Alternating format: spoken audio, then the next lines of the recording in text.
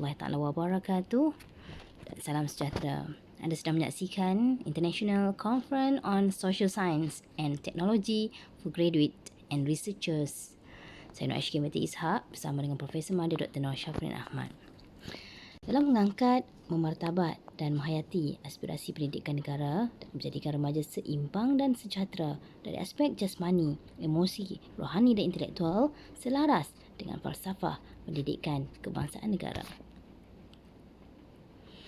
American Psychology Association menterjemahkan kemurungan bukan sahaja boleh wujud pada zaman remaja, malah mampu memberi impak negatif kepada kesejahteraan kognitif, emosi dan tingkah laku serta daya tindak mereka.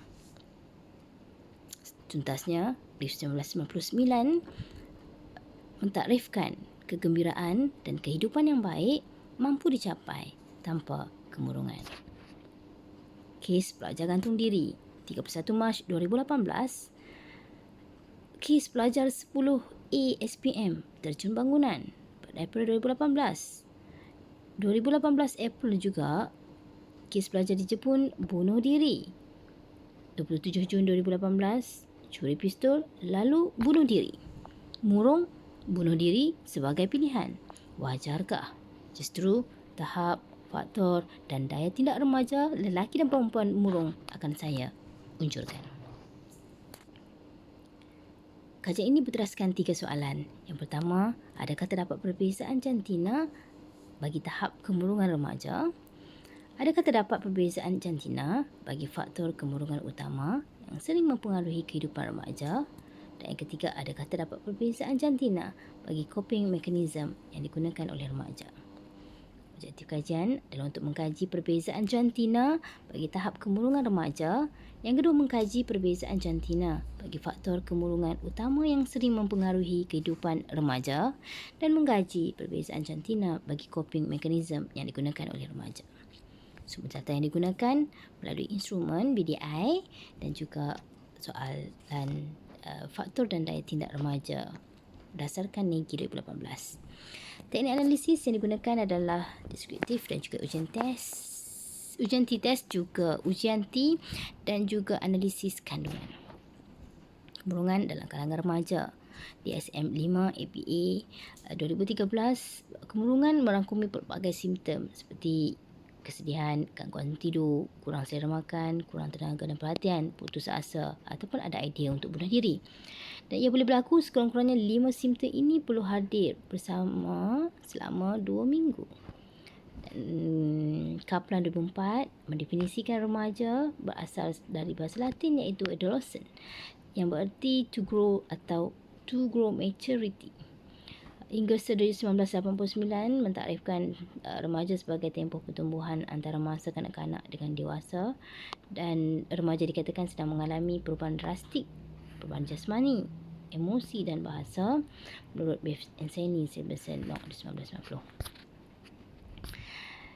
Dapatan kemurungan dan daya tindak dalam kalangan remaja didapati peratusan kemurungan remaja lelaki disimpulkan bahawa remaja perempuan lebih ramai mengalami kemurungan berbanding lelaki. Perempuan 68% di tahap sederhana, 32 sahaja ringan, berbanding 23 ringan untuk lelaki, hanya 51% berbanding perempuan di tahap sederhana. Jada 2, perbezaan yang signifikan antara kemurungan dalam kalangan remaja lelaki dan perempuan. Berdasarkan hipotesis 1, tidak terdapat perbezaan yang signifikan antara tahap kemurungan remaja lelaki dan perempuan. Ini bermakna terdapat perbezaan mean yang signifikan antara skor mean lelaki dan remaja perempuan. Oleh itu, hipotesis null ditolak. Untuk soalan kedua, berikut merupakan peratus 10 faktor kemurungan dan kita dapati untuk hipotesis kedua, adakah terdapat perbezaan, dan kita lihat tidak terdapat perbezaan yang signifikan antara faktor kemurungan lelaki dan perempuan. Terdapat perbezaan yang signifikan didapati antara skor purata hubungan anggota lelaki sahaja berbanding 9 lagi faktor lain. Ini bermakna terdapat perbezaan faktor kemurungan masalah hubungan dengan ahli keluarga antara jantina. Oleh itu, hipotesis nol ditolak. Oleh itu, bagi pemboleh berubah selain daripada masalah hubungan dengan keluarga, hipotesis nol gagal ditolak. Antara 10 senarai ini hanya satu saja. Yang lainnya, hipotesis nol gagal ditolak. Hubungan daya tindak dengan jantina, hipotesis 3 tidak terdapat perbezaan yang ketara antara coping mekanisme remaja lelaki dan perempuan, dan kajian ini mendapati tidak terdapat perbezaan yang signifikan antara coping mekanisme remaja lelaki dan perempuan. Oleh itu, hipotesis nol ditolak. Baik, berikut merupakan jadual kekalapan faktor kemurungan mekanisme yang disenaraikan oleh pelajar. Baik, dan ini adalah dapatan yang telah dijalankan.